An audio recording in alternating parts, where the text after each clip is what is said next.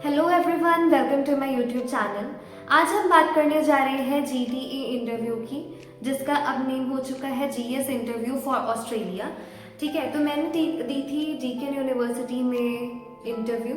तो मैं अपना एक्सपीरियंस आपके साथ शेयर कर रही हूँ कि मुझे कैसे कैसे क्वेश्चंस पूछे गए थे और कैसे मैंने उन आंसर्स को दिया था। ठीक है गाइस, तो सबसे पहले डीकेन यूनिवर्सिटी से मुझे अराउंड 2 o'clock दोपहर का टाइम था, कॉल आया। ठीक है, आई वॉज नॉट प्रिपेयर, मुझे नहीं पता था कि उनका कॉल है, अननोन नंबर से कॉल था। तो मैंने अटेंड किया और मुझे कहा कि are you speaking with Jasmine. मैंने कहा येस। तो फिर उन्होंने पूछा कि is this the right time to talk to you, क्या ये सही टाइम है कि आप बात कर सकते हो इस वक्त। मैंने कहा येस, बिल्कुल कर सकती हूँ।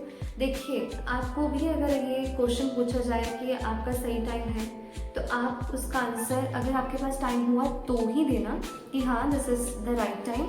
अगर आपके पास आज आपके पास नहीं है, टाइम नहीं है बात करने का, या आप प्रिपेयर नहीं हो अपनी इंटरव्यू के लिए, सो प्लीज़ उनको आप कह सकते हो can we do it on another day. ठीक है, तो वो रीशेड्यूल कर देते हैं। और अगर आप प्रिपेयर नहीं हो तो आपको टाइम मिल जाता है प्रिपेयर करने के लिए। ठीक है, तो मैं मतलब फर्स्ट टाइम था मेरे साथ, तो वैसे टाइम तो मैं बिल्कुल प्रिपेयर नहीं थी, मुझे बिल्कुल नहीं पता था। मैंने अपना एसओपी लिखा हुआ था, स्टेटमेंट ऑफ पर्पस सारा लिखा हुआ था, मैंने सारा कुछ लिख के रखा हुआ था, सारा तैयार करके रखा हुआ था, लेकिन मैंने एक बार भी रीड नहीं किया कि उसमें था क्या। सिर्फ मुझे ये पता था कि कौन से क्वेश्चंस वो पूछ सकते हैं, लेकिन मुझे नहीं पता था कैसे आंसर्स देने हैं उसके। मैं बिल्कुल प्रिपेयर नहीं थी, एकदम से कॉल आया और मैंने कह दिया हाँ आई एम रेडी। ठीक है, आपको भी ऐसा आ सकता है, तो आप आराम से प्लीज़, अगर आपका टाइम है तभी कॉल करने का आप उनको कहिए कि हाँ अब हम देख सकते हैं। कईयों की नॉर्मल कॉलिंग पे भी हो जाती है, कईयों की होती है वीडियो कॉल पे। तो मेरी इंटरव्यू हुई थी वीडियो कॉल पे। मुझे उन्होंने कहा कि अभी जूम का लिंक सेंड करते हैं हम। ठीक है, तो मैंने उस लिंक को विद इन 10 मिनट्स ओपन किया, क्योंकि 10 मिनट्स थे। तो मैंने जब कॉल उनको उठाई तो उन्होंने सबसे पहले मेरी इंट्रोडक्शन पूछी। इंट्रोडक्शन में आपको कुछ नहीं देना, सबसे पहली बात तो कॉन्फिडेंट रहना है, बिकॉज क्योंकि नॉर्मली यही चेक करते होते हैं कि आप कैसे आंसर्स दे रहे हो, सही आंसर्स दे रहे हो, जेन्युइनली आप आंसर्स दे रहे हो। ठीक है, आपको जेन्युइन आंसर्स ही देने हैं और कोई पैनिक नहीं होना, कुछ नहीं होना। आपने सिंपल क्या कहना है, अपनी इंट्रोडक्शन दे देनी है that my name is this.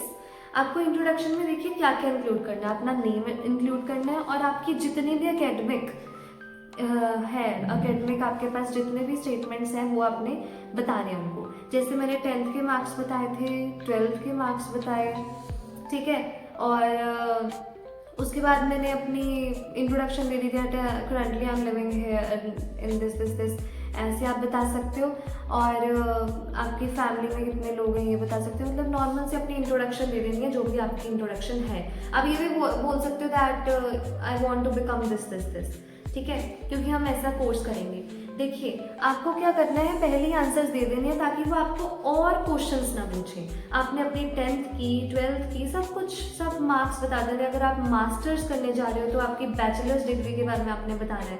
ठीक है, तो जो भी आपकी है स्टेटमेंट वो सारी आपने बता देनी है। उसके बाद क्या होता है, कई बार ना कई बच्चों को ये, कई बार क्या होता है, किसी के 10th में बहुत अच्छे मार्क्स होते हैं और 12th में कम होते हैं, तो ये क्वेश्चन पूछते होते हैं कि why your marks are reduced in 12th, है ना, कि आपके कम क्यों है मार्क्स 12th में। तो आपको वो भी प्रिपेयर करके रखना है, ये क्वेश्चन पूछा जाता है। कईयों के क्या होता है, 10th में कम होते हैं, 12th में होते हैं, फिर वो पूछेंगे कि एकदम से इतना ज़्यादा आपके परसेंटेज में कैसे डिफरेंस आया।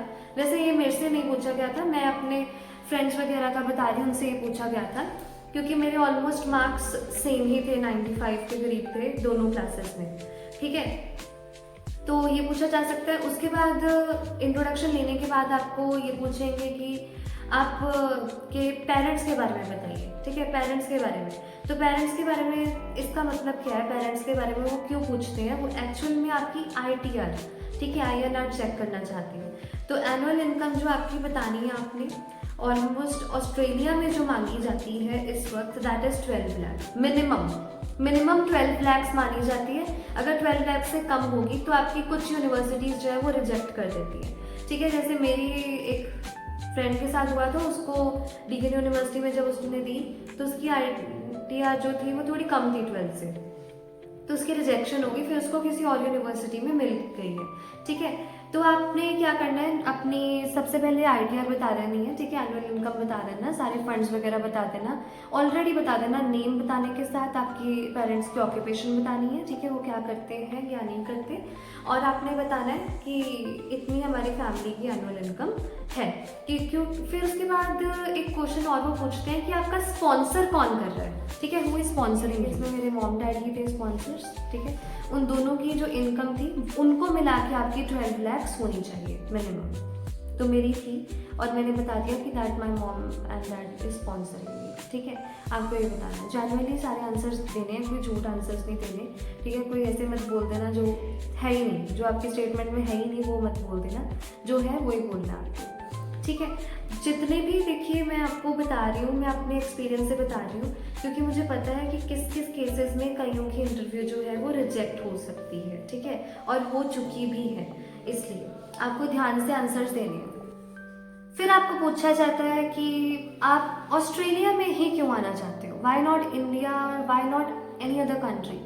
सो what you have to say is कि हमें ऑस्ट्रेलिया में सबसे पहले तो प्रैक्टिकल नॉलेज मिलती है हर एक चीज़ की, जो भी हम कोर्स करने जा रहे हैं उसमें प्रैक्टिकली हमें समझाया जाता है, प्रैक्टिकली बताया जाता है, जिसके कारण हमें क्या होता है, मतलब अच्छा, हमारे जैसे भी हमारे फील्ड्स है उस अकॉर्डिंग हमें अगर प्रैक्टिकल नॉलेज मिले तो that is more better, right, rather than just learning and doing theoretical everything.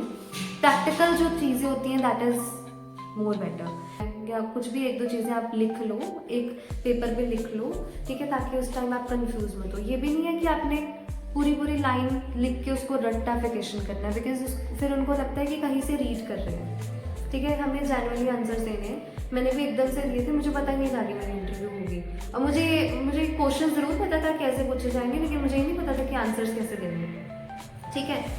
तो बस ये नॉर्मल से क्वेश्चंस आपको पूछे जाएंगे आपकी जीएस इंटरव्यू में, ठीक है। आपने कॉन्फिडेंटली आंसर देने हैं, और अगर आपको कोई भी डाउट हो कि आपने कैसे कोई आंसर देना है तो आप कमेंट करके पूछ सकते हो।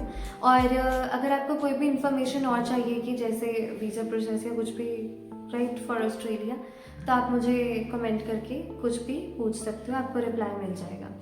So this was all about my GT interview experience. और अगर आपकी भी आने वाली है तो प्लीज़ प्रिपेयर करना शुरू कर दीजिए।